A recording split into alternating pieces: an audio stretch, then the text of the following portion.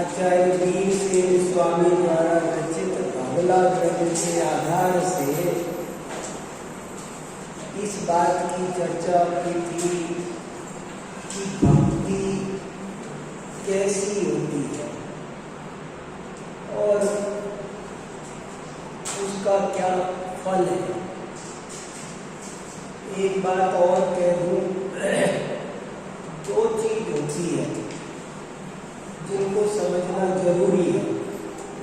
एक होता है फल और एक होता है प्रयोजन। फिर से बहुत इम्पोर्टेंट बात है, बहुत लोगों को बड़ी गलत फहमी होती है ये दो बात नहीं समझने की वजह से। एक होता है फल और एक होता है प्रयोजन। जैसे पूजा का फल और पूजा का प्रयोजन, दोनों में जमीन आसमान का अंतर है, एक ही बात नहीं है। जैसे जब अपन अधिकार चतुष्टय पढ़ते हैं, जैसे पूजा के बारे में हमको, मान लो आज का पाठ है पूजा, तो हमको चार चीज पढ़नी जरूरी है। पूजा, पूज्य, पुजारी और पूजा का फल।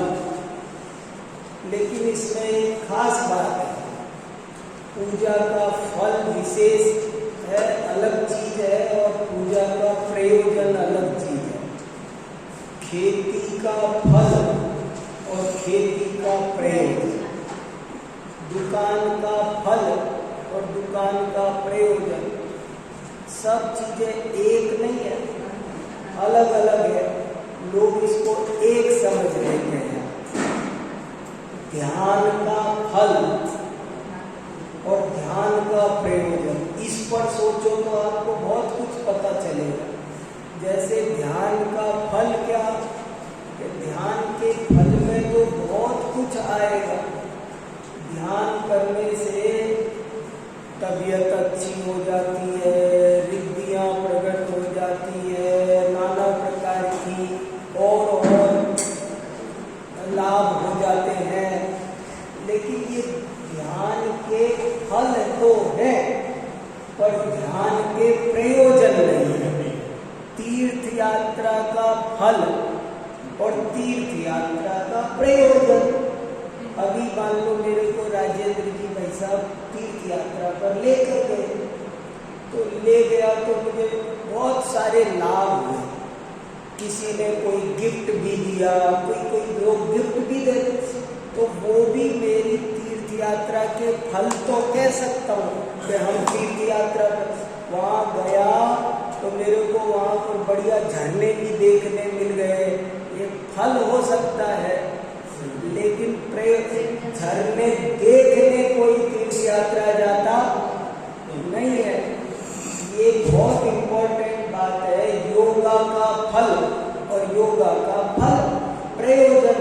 बहुत से लोग योगा के फलों को ही प्रयोजन समझ लेते हैं कि योगा करो तो बाल काले होंगे, योगा करो तो, माने वो जो योगा जिस प्रयोजन से था वो प्रयोजन तो रह गया पीछे और फल हो गया, फिर हम उस दुनियादारी में उलझ गए। जैसे और 3-4 जगह आप अपने आप लगा के देखना, 2-4 उदाहरणों में। जैसे खेती का फल, आचार्यों का उदाहरण है ये। एक तो खेती का फल और एक खेती का प्रयोजन। तो खेती का प्रयोजन तो अन्न उत्पादन है, लेकिन खेती का फल में तो घास फूस भी है, फल में तो और भी नाना तरह के सुख दुख है। फल अलग बात है। पूजा करने से कोई आदमी किसी को अपनी लड़की के लिए वर नहीं मिल रहा था और वो तीर्थ यात्रा पे गया और उसे वर मिल गया, तो वो कहेगा देखो तीर्थ यात्रा पर आने से मेरी बेटी की शादी हो गई, बढ़िया लड़का मिल गया। हम सब जगह साहब हम कहाँ ढूंढते फिरते थे, फिर भी नहीं मिल रहा था, और यहाँ आए तो हमें आसानी से अभी तो चल रहा था समझ में आया ना? ऐसे बहुत होता है कि तीर्थ यात्रा पर जाते हैं तो तरह तरह के लौकिक लाभ भी। मैं व्यापारी हूँ और मैं तीर्थ यात्रा पर गया तो वही जिस चीज का कारखाना मैंने लगा रखा है उसका ही कोई एक बड़ा खरीदार मुझे, अरे साहब आपके यहाँ इसका काम है, हम तो आपसे ही लिया करेंगे। तो उसे एक ग्राहक मिल गया जिससे उसको लाखों करोड़ों साल का मुनाफा होना है। बेटी के लिए दामाद मिल गया, और भी कोई प्रयोजन।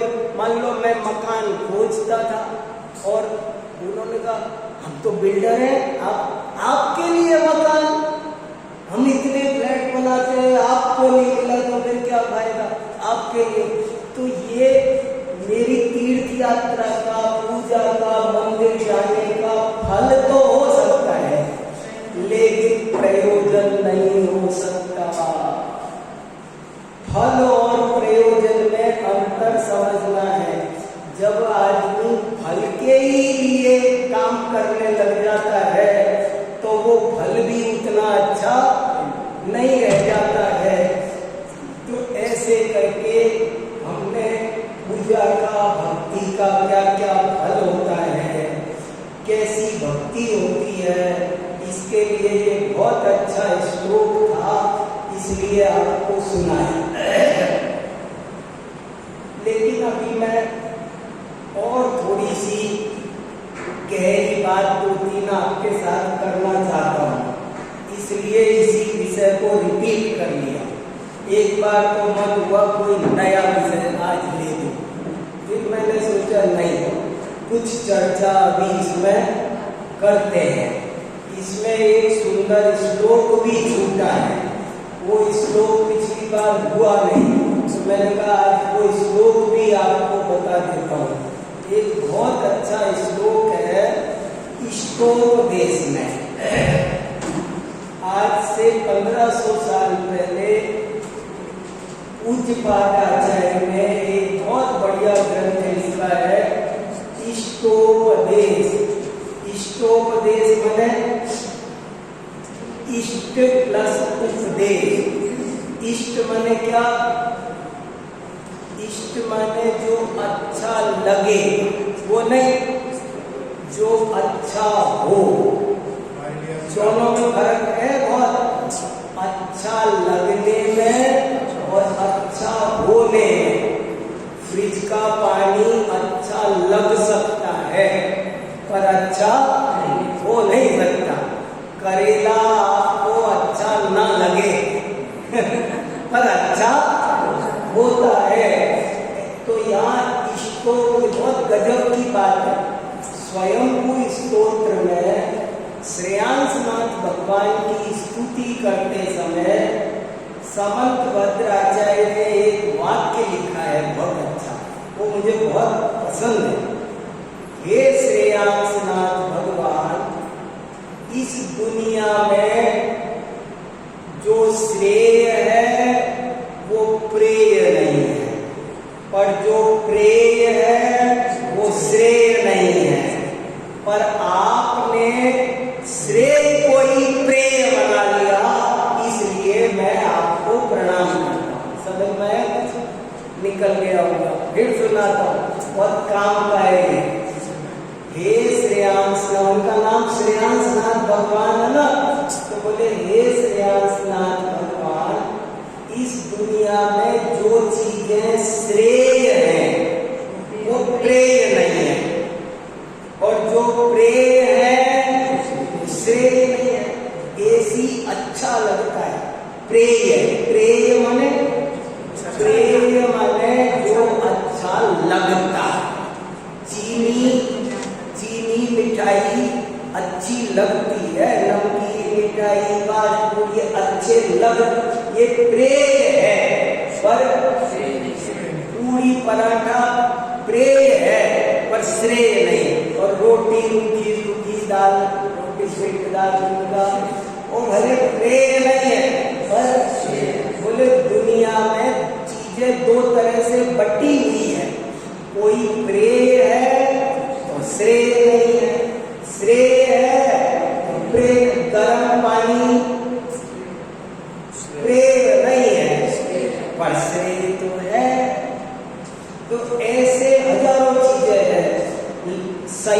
संयम तप ये क्या है? ये प्रेय नहीं है लेकिन श्रेय है। तो बोले हे श्रेयांसनाथ भगवान, इस दुनिया में जो श्रेय है वो प्रेय नहीं है, जो प्रेय है वो श्रेय नहीं है। लेकिन अब ये सुनो, लेकिन आपने श्रेय को ही प्रेय बना लिया। आपकी जय हो, मैं आपको प्रणाम करता हूँ। समझ में आया? सबके समझ में आया? नहीं आया तो बताओ, फिर बोलूंगा। बहुत इम्पोर्टेंट है संयम तप, ये श्रेय है और दुनिया के लिए प्रेय नहीं है। लेकिन हे श्रेयांसनाथ भगवान, आपने तो इनको ही प्रेय बना दिया। आपको तो प्रिय ये लगता है, जैसे स्वाध्याय में जाना, पूजा में जाना, व्रत उपवास संयम पालन करना, ये सब लोगों को कंटाला आता है, अरे ये क्या। लेकिन जिनको इसमें ही आनंद आने लग जाए, इसके बिना चैन ना पड़े, तो कहा जाएगा कि इनने श्रेय को ही प्रेय बना दिया। तो ऐसी अच्छी बात है। तो इसलिए अपन को इन बातों को थोड़ा अच्छे से समझना है कि एक तो पूजा का फल और एक पूजा का प्रयोजन, दोनों में अंतर है। पूजा का प्रयोजन ठीक रहना चाहिए, प्रयोजन गलत होगा तो दिक्कत होगी। तो ये श्लोक एक सुना रहा था मैं, वहां से गया मैं, देखो श्लोक पढ़, इष्टोपदेश से, इष्टोपदेश, इष्टोपदेश शब्द का अर्थ बता रहा था। इष्टोपदेश माने क्या? इष्ट उपदेश का मतलब कोई ये समझेगा, बहुत से लोग ऐसे समझते हैं इष्ट देव का स्मरण करो। इष्ट देव का स्मरण करो तो क्या मतलब होता है? इष्ट देव का स्मरण का मतलब समझ लेते हैं लोग कि जो मेरे लिए, जो मुझको अच्छा लगता है, मुझको अच्छा लगता है नहीं चलेगा। जो वास्तव में अच्छा है वही इष्ट देव है, बाकी देव इष्ट नहीं है। कोई कुछ भी समझ ले ऐसा नहीं है। तो इष्टोपदेश में बहुत अच्छा छोटा सा 51-52 श्लोकों का सुंदर ग्रंथ है, स्वाध्याय करने लायक है। और उसमें एक बहुत अच्छी बात लिखी, देखो, इतश्चिंतामणि दिव्यः इतपिण्याक खंडकम् ध्यानेन चेद्वे लभ्ये वार्यन्ता विवेकिनः। बहुत सुंदर श्लोक है। एक तरफ तो दिव्य चिंतामणि है और दूसरी तरफ खली का टुकड़ा है। अब ध्यान से मानो दोनों चीजें मिलती है तो समझदार क्या लेगा? मैं 10 रुपए का नोट दूं तो मुझे मूंगफली का छिलका भी मिलता है, बादाम का छिलका भी मिलता है, बादाम भी मिलती है, तो क्या लेगा? अरे तो फिर बादाम ही लेगा ना। और ये छिलका और बादाम तो कुछ उदाहरण नहीं। इन्होंने कहा एक तरफ तो दिव्य चिंतामणि रत्न, इससे बढ़िया कोई चीज नहीं हो सकती। एक तरफ तो दिव्य चिंतामणि रत्न है और दूसरी तरफ खली का टुकड़ा है। अब ध्यान करने से ये दोनों मिल जाते हैं, माना हमने। फल में दोनों चीजें आती है।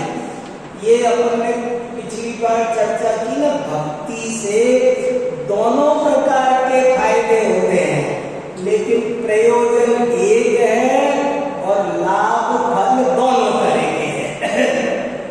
ध्यान से दोनों तरह के फायदे होते हैं, लेकिन विवेकी क्या चाहेगा? विवेकी तो चिंतामणि रत्न को ही चुनेगा। से बहुत कुछ लौकिक वैभव सामग्री जीवों को, भक्तों को मिलती है। जो लोग जिनेंद्र भक्ति करते हैं उनको चक्रवर्ती की संपदा, इंद्र का सा वैभव, अपरंपार वैभव मिलता है। कुछ ऐसा ही योग है भगवान की भक्ति का, ऐसा ही प्रताप है कि जो लोग भगवान की भक्ति करते हैं उनके पीछे ये लक्ष्मी भागती है। वो मना करते हैं तो भी वो कहते हैं नहीं नहीं चाहिए, और वो कहती है नहीं मुझे तो आप ही के पास है। संस्कृत में एक बहुत अच्छा श्लोक है, अद्यापि कन्या कौमारं व्रजति महत दुर्बालम् सद्वीनरोचते सा संततस्यैव न रोचते। मुझे ये श्लोक भी बहुत पसंद है। देखो कितनी अच्छी है, बहुत लंबी बात कर सकता हूँ, मैं तो थोड़ा थोड़ा बता रहा हूँ। कितना अच्छा श्लोक है। क्या लिखा? कीर्ति रूपी कन्या, कीर्ति समझ गए?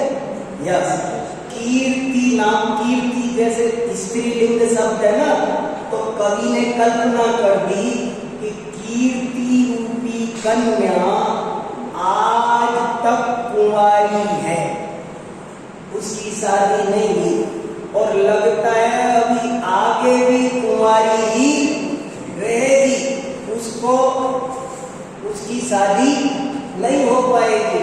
तो बोले क्यों नहीं हो पाएगी? बोले इसलिए नहीं हो पाएगी कि वो जिनको चाहती है वो उसे नहीं चाहते, और जो लोग उसे पसंद करते हैं, उसके पीछे दौड़ते हैं, वो उनको पसंद नहीं करती। जैसे कोई सज्जन लड़की हो, शीलवान, कुलीन, अच्छे घराने की कोई लड़की हो तो कैसी होती है वो? बहुत से लड़के उसके पीछे सीटी मारते फिरते, वो उनको पसंद करती है? वो उनको पसंद नहीं करती। जो लड़के उसे चाहते हैं उसे पसंद नहीं करती, मगर जो नहीं चाहते हैं, देखो कैसा स्वरूप है। ऐसे ही बोले कीर्ति रूपी कन्या, क्या सुंदर श्लोक है। ऐसे ही पद्मनंदी पंचविंशतिका में भी आता है कि कीर्ति रूपी कन्या आज तक कुमारी बैठी है, उसकी शादी नहीं हुई है, और लगता है आगे भी हो पाएगी नहीं, क्योंकि वो जिनको चाहती है वे उसे नहीं चाहते। ये पार्श्वनाथ भगवान इसलिए पार्श्वनाथ बने थे क्या कि ग्रीक पार्क वाले मेरा एक मंदिर बनाएंगे, इसलिए नहीं, उनको ऐसी कोई इच्छा नहीं थी, पर सारे देश में उनके मंदिर है। कोई तीर्थंकर इसलिए तीर्थंकर बनते हैं क्या कि दुनिया हमें पूजे? कोई नहीं चाहता, कीर्ति जिनको मिलती है वे कीर्ति नहीं चाहते हैं, और जो चाहते हैं कीर्ति को, कीर्ति उनको पसंद नहीं, तो उनको नहीं मिलती है। ऐसे ही बोले ये इस विज्ञान को समझो कि तुमको क्या चाहिए। ध्यान से दोनों चीजें मिलेगी, ध्यान से दिव्य चिंतामणि भी मिलेगा और ध्यान से खली का टुकड़ा भी मिलेगा, लेकिन तुम कहीं खली के टुकड़े में मत उलझ जाना, नहीं तो तुम फिर तुम्हारे हाथ से दिव्य चिंतामणि चला जाएगा। बहुत बड़ी बात है और बहुत बड़ी परीक्षा करवा रहे हो कि तुमको क्या चाहिए, कहाँ ध्यान है। और एक बात मैं ये कहना चाह रहा हूँ कि अपन ने इतनी सब बात तो समझी कि भक्ति का फल ये है, प्रयोजन ये है,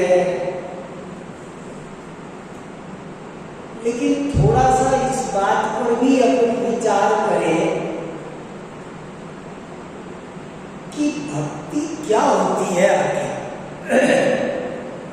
मैं इस विषय पर भी थोड़ा सा आपके साथ विचार करना चाहता हूं कि भक्ति कैसी होती है, क्या क्या भक्ति किसका नाम है।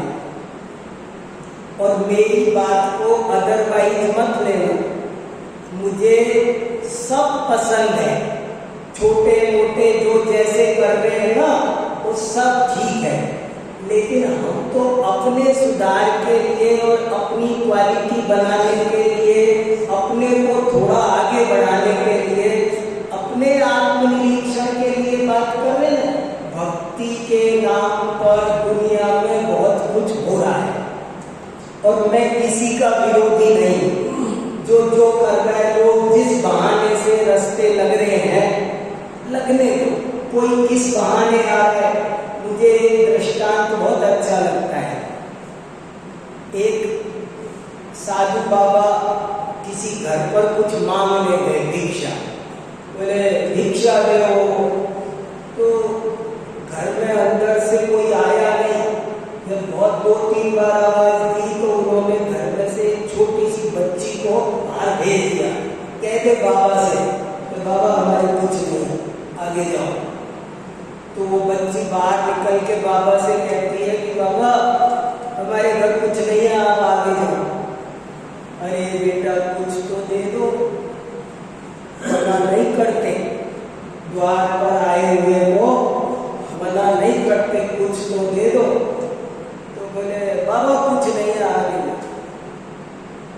अरे तो बेटा ऐसे करो, तुम अपने आंगन में से एक मुट्ठी रेत दे दो, अपने आंगन में से एक मुट्ठी रेत दे दो। तो बोले वो तो दे दूंगी, उसमें क्या है। उसने रेत भरी और दे दी। आगे बढ़े तो महात्मा जी के साथ उनका चेला था और वो चेला पूछने लगा कि महात्मा जी आपने ये क्या किया, उससे रेत मांग ली, ये कोई लेने की चीज है, मांगने की चीज है। तो महात्मा जी ने उत्तर दिया, अरे उसने कुछ दिया तो सही, देने की आदत तो पड़ी, आज रेत दी है, कल आटा भी देगी। चिंता मत करो, खाली नहीं भेजा ना। देखो मेरी बात को समझना, जैन धर्म बहुत विशाल है और प्राचीन काल से चला आया है और मुंडे मुंडे मतिर मिलना, तरह तरह के लोग हैं, कोई कैसे रास्ते लग रहा है, कोई कैसे लग रहा है, किसी की आलोचना मत करो। मैं एक लाइन बोलता रहता हूँ, परिष्कार करो, बहिष्कार मत करो। कोई क्या कर रहा है उसकी निंदा मत करो, आलोचना मत करो, बुराई मत करो। उसको तुम प्यार से सुधार सकते हो तो सुधारो, जाने कोई क्या कर रहा है। कोई आदमी घर पर अपने कैलेंडर लगा के पूजा कर लेता है, अर्घ चढ़ा लेता है, अब उससे ज्यादा मना मत करो। ये कोई तरीका है, ऐसे नहीं करते हैं। अरे वो बिल्कुल बंद कर देगा जब अच्छा रहेगा। कोई क्या कर रहा है उसमें सुधार कर सकते हो तो बहुत अच्छा, पर मुझे विरोध करना, काटना, कोई भी बात मुझे पसंद नहीं है। इतने असंख्य वर्षों से आदिनाथ भगवान ने जो धर्म का रथ चलाया है वो आज तक ऐसे ही नहीं चलाया। कोई कैसे लगा है, कोई देखो, सबको एक सी रुचि नहीं होती। मुझे स्वाध्याय की रुचि है तो मैं बोलूं बस स्वाध्याय ही धर्म है और कुछ धर्म नहीं है, ऐसा नहीं है। धर्म के अनेक अंग हैं। कोई जाप करता है, कोई पूजा करता है, कोई यात्रा। जिसको जिस प्रकार से वितरागता बढ़े, जिसको जिस प्रकार से राग द्वेष कम हो, कसाय मिटे, वो सब क्रिया कोई भी कर सकता है। कोई कैसे भी रास्ते पर लग सकता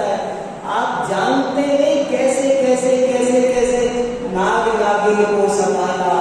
हमारे यहाँ लिखा आसाधर जी ने, जिन धर्मम जगत बंधु, कोई चोर भी चांडाल किसी को भी, ये कोई नियम है? सोचो, तुम्हें कभी कभी बहुत हंसी आती है।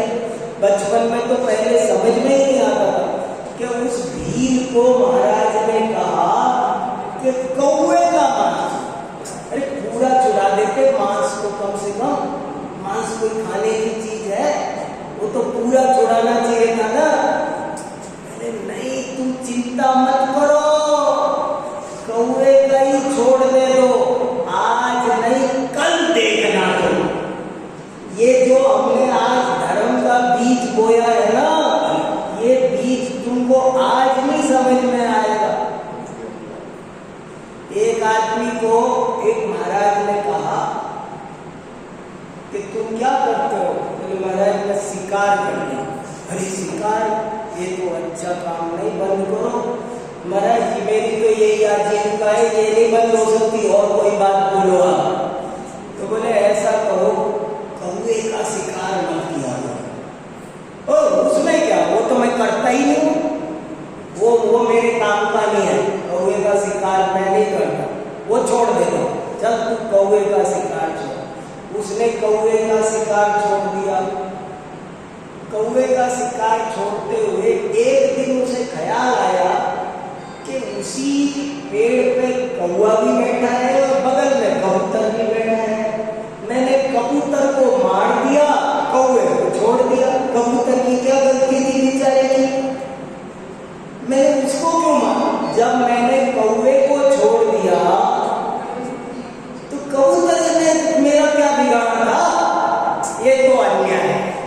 नहीं, कल से अगर कबूतर भी नहीं मारा करेंगे। दो हो गए। फिर एक दिन सोचा, अरे ये तोता ने क्या बिगाड़ा अपना बेचारे ने? तोता भी बिगड़ गया।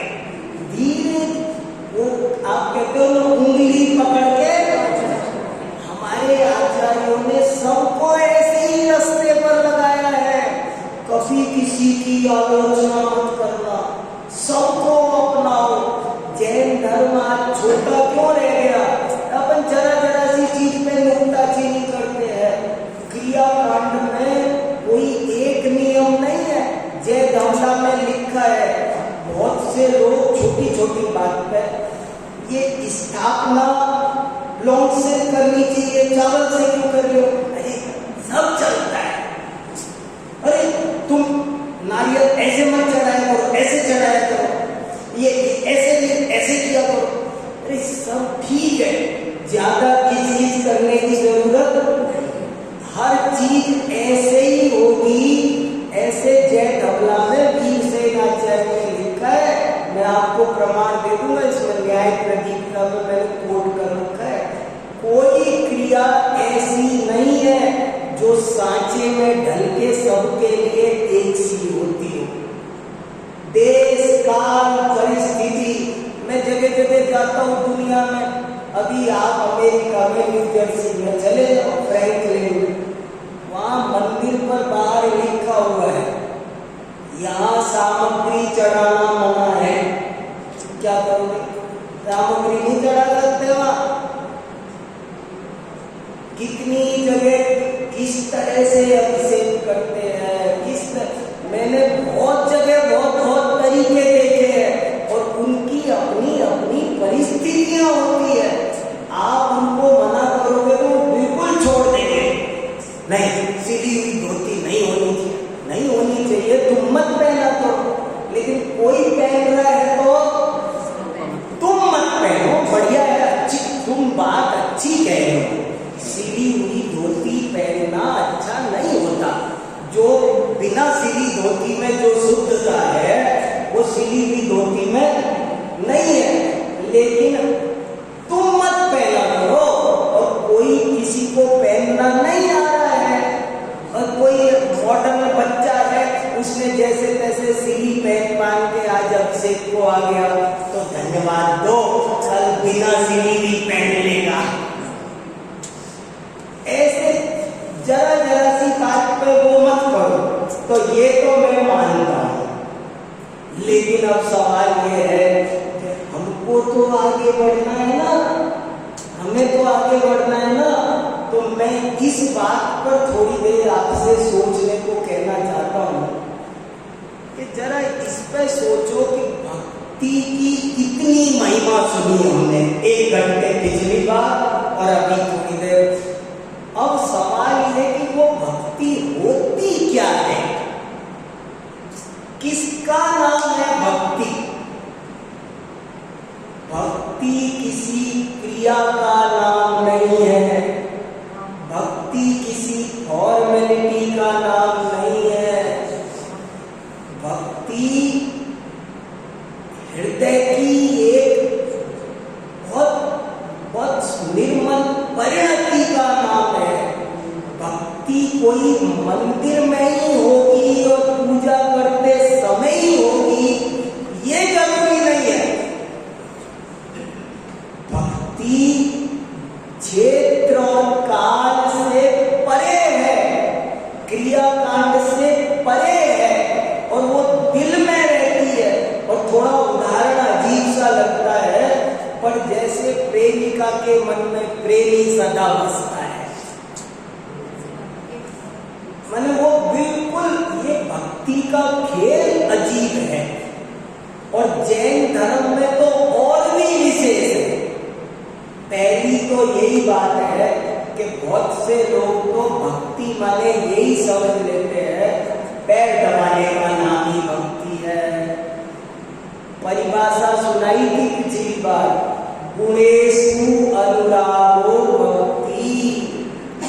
भगवान के, ये लाइन ध्यान से समझ लेती है, भगवान के गुणों में जो बहुमान का भाव है उसका नाम भक्ति है।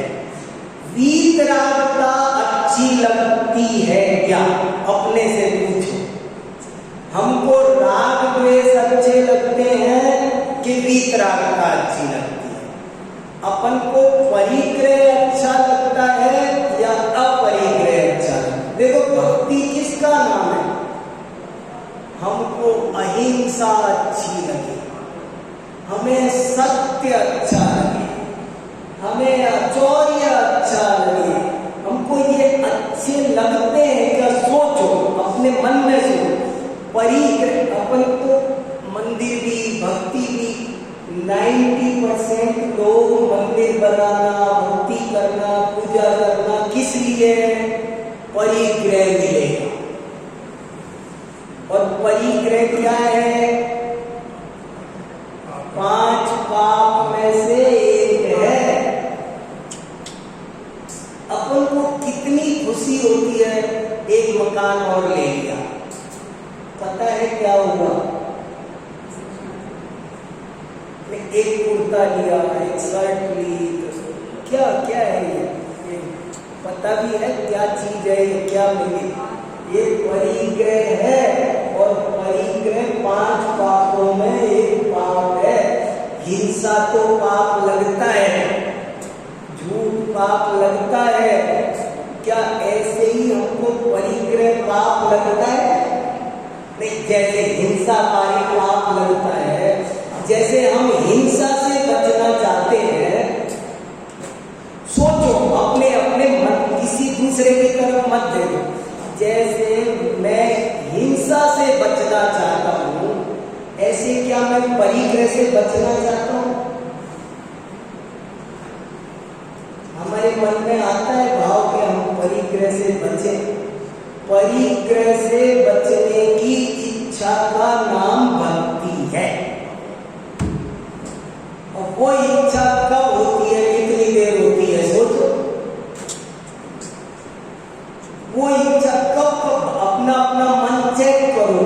अपने मन में अपन को यही लगता है कि झूठ बोलने से काम हो रहा है, हमें लगता है मायाचार करने से लाभ हो रहा है, हमें क्रोध अच्छा लगता है, हमारे मन में क्रोध के प्रति उपादेय बुद्धि है, मान के प्रति, माया के प्रति, लोभ के प्रति, ये सब हमको इनमें मजा आ रहा है। मतलब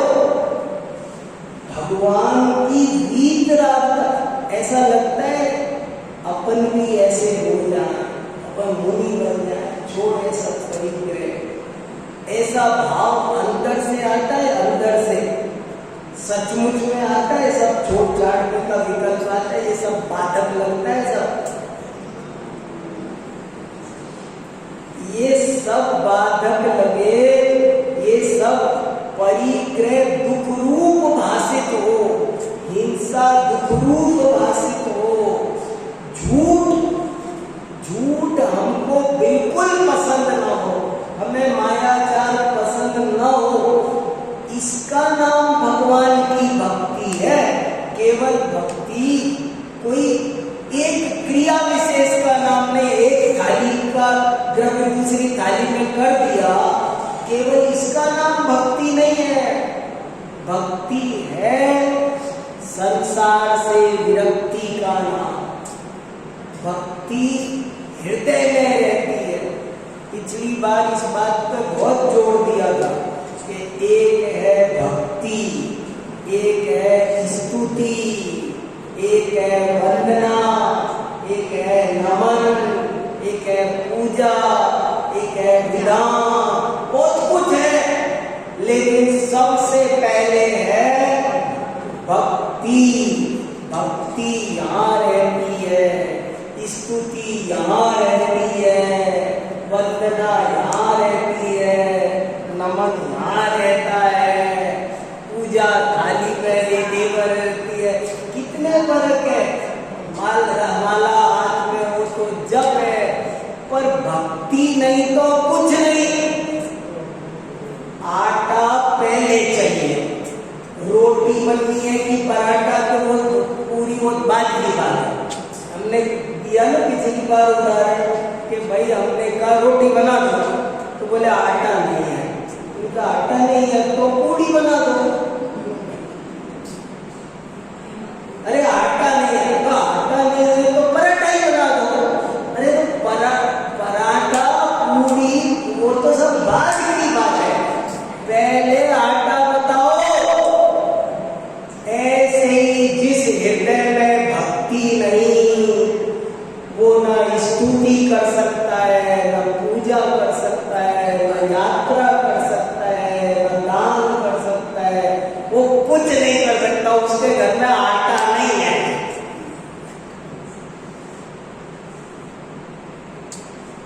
भक्ति किसी बाह्य क्रिया का नाम नहीं। बहुत खेल हो रहा है भक्ति के नाम पर।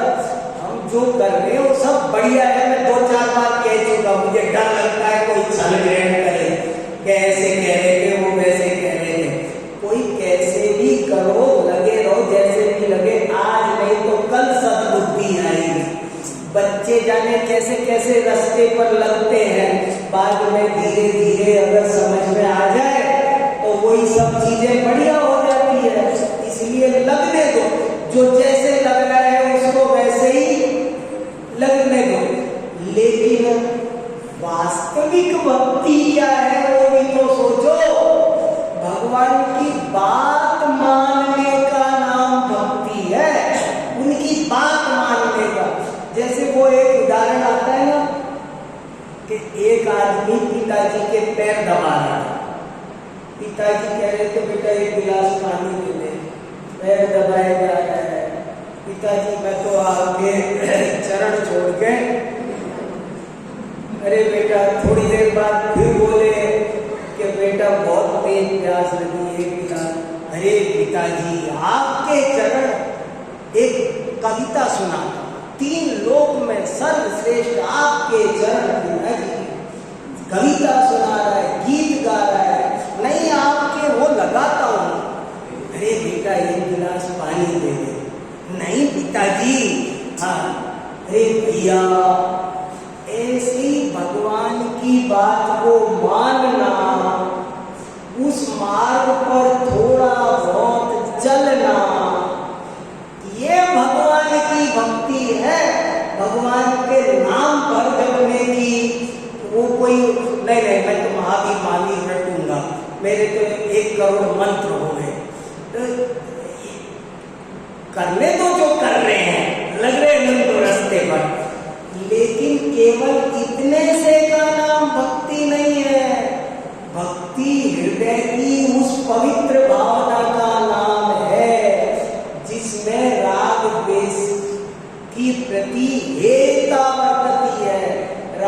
द्वेष, क्रोध, मान, पाप, विषय कसाय।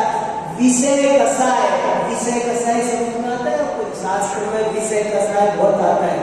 विषय कसाय शब्द का अर्थ पता है? विषय माने क्या? 5 इंद्रिय के विषय को विषय कहते हैं। और कसाय माने क्रोध, मान, माया, लोभ, ये 4 कसाय है। और विषय क्या है?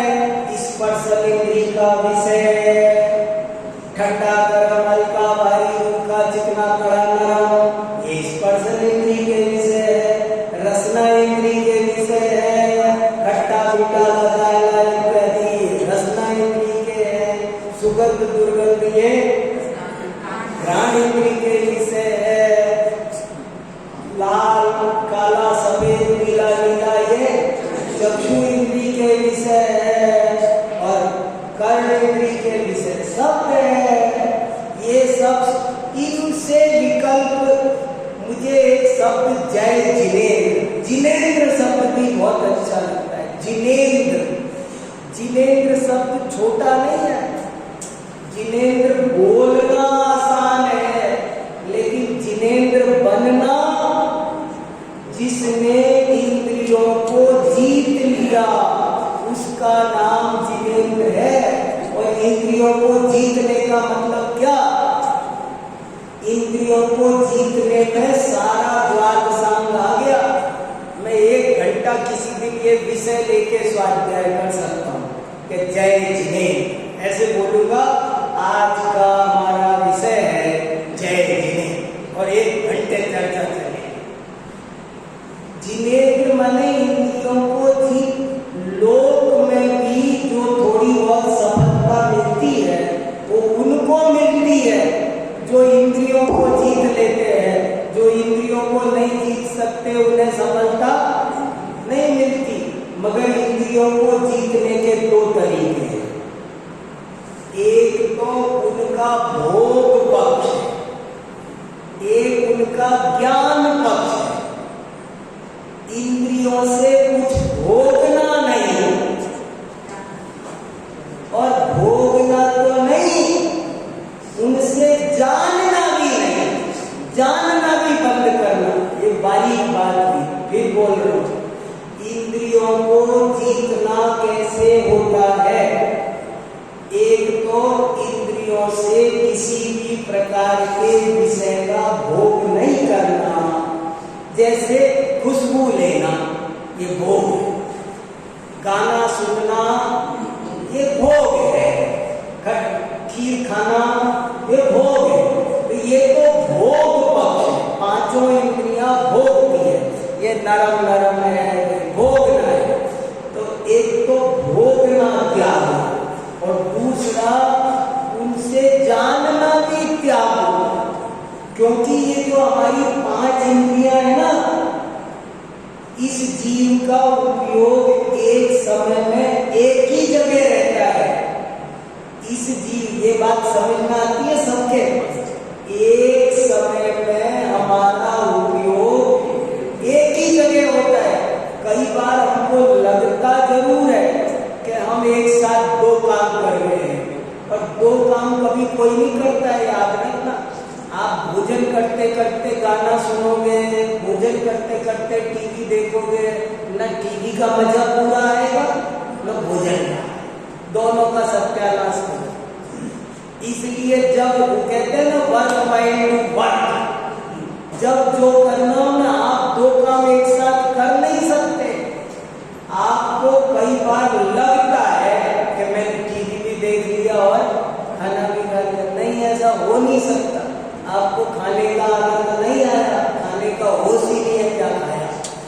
और ऐसे ही अरे टीवी देखते समय भी, मान लो टीवी देख रहे हैं, टीवी देखते समय भी उसमें एक तो देखने का काम होता है, एक सुनने का काम होता है। आपको पता है हम 2 काम एक साथ नहीं कर सकते, देखने का और सुनने का। जो भोजन कर रहा है वो तो कितनी गड़बड़ कर रहा है, वो तो और काम कर रहा है। अकेला टीवी देख रहे तब भी 2 काम है, एक तो हमें देखना पड़ रहा है और एक हमें सुनना पड़ रहा है। आप कैसे देखते हैं पता है आपको? इसमें बारीक बीच बीच में डॉट डॉट गैप होते हैं, हम उनको अपने दिमाग से जोड़ते हैं। हम फिल्म देख रहे हैं और हम गाना भी सुन रहे हैं, तो बीच बीच में गाने में भी ब्रेक आ रहा है और सीन देखने में भी ब्रेक आ रहा है, लेकिन हम उनको अपने ज्ञान में अंदाजे से जोड़ते जाते हैं। तो हमको ऐसा लगता है कि हम दोनों काम एक साथ कर रहे हैं, पर वास्तव में दोनों काम एक साथ नहीं करते। तो आत्मा को कब देख सकते हैं? यदि मैं आंखों से देख रहा हूं तो मैं कान से नहीं सुन सकता, जब कान से सुन रहा हूं तो नाक से सूंघ नहीं सकता, जब सूंघ सकता हूं तब चख नहीं सकता, चख सकता हूं तब छू नहीं सकता। जब पांचों इंद्रियों का वर्क बंद करूंगा तो मेरा उपयोग, मेरा ज्ञान अपनी आत्मा को जान लेगा, आत्मज्ञान हो जाएगा। हमारा सारा ध्यान तो इन पांचों को अटेंड करने में लगा पड़ा है। जब इन पांचों से विरक्ति होगी तब अपने में प्रवेश हो सकता है। तो जय जिनेन्द्र को शुद्धोपयोग की दशा का नाम है, आत्मानुभूति का नाम है।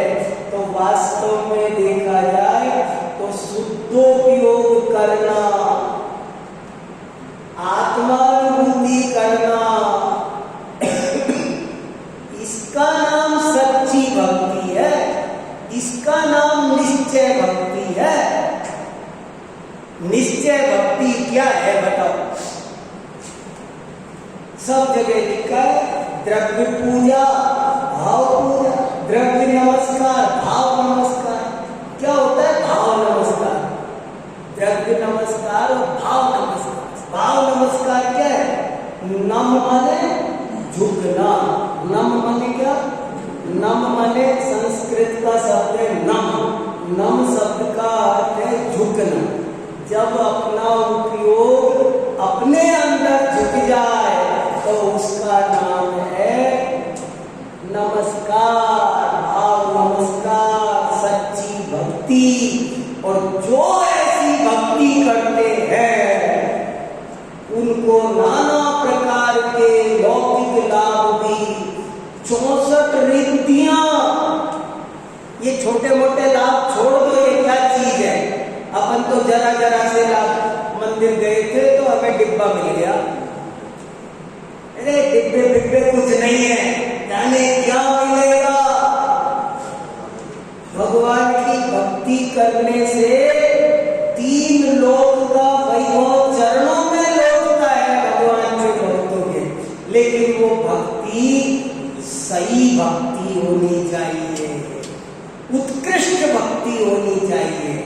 उत्कृष्ट भक्ति हो, क्योंकि नहीं तो परिक्रय का प्रेम हो, भक्ति का हो।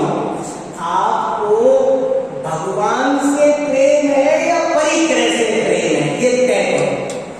दिखा रहे हो भगवान से प्रेम है, चाहिए तो आपको परिक्रय। तो ये तो परिक्रय का भक्त हुआ, ये तो भोगों का भक्त हुआ, भगवान का भक्त कहाँ हुआ?